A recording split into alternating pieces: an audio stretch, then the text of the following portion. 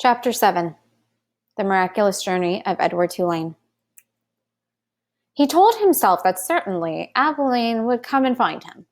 This, Edward thought, is much like waiting for Abilene to come home from school.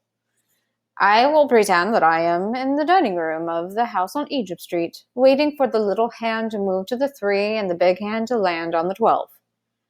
If only I had my watch, then I would know for sure. But it doesn't matter. She will be here soon, very soon.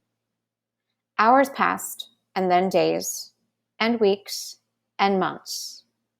Abilene did not come. Edward, for lack of anything better to do, began to think. He thought about the stars. He remembered what they looked like from his bedroom window.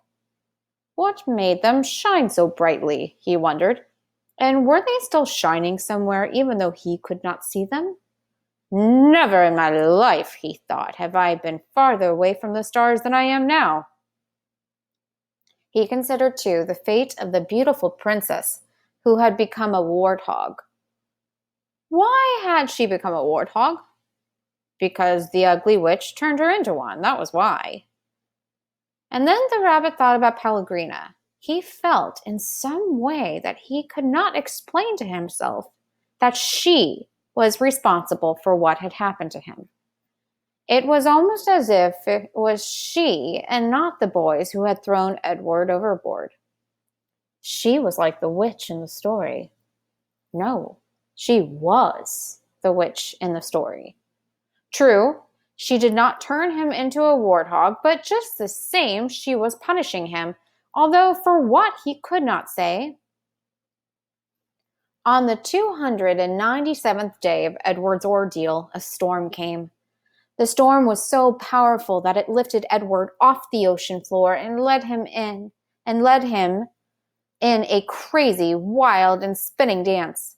The water pummeled him and lifted him up and shoved him back down. Help! Thought Edward. The storm in its ferocity actually flung him all the way out of the sea.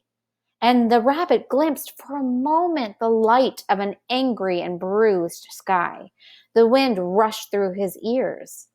It sounded to him like Pellegrina laughing.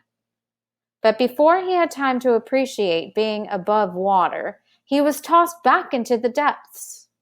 Up and down, back and forth he went until the storm wore itself out, and Edward saw that he was beginning again his slow descent to the ocean floor.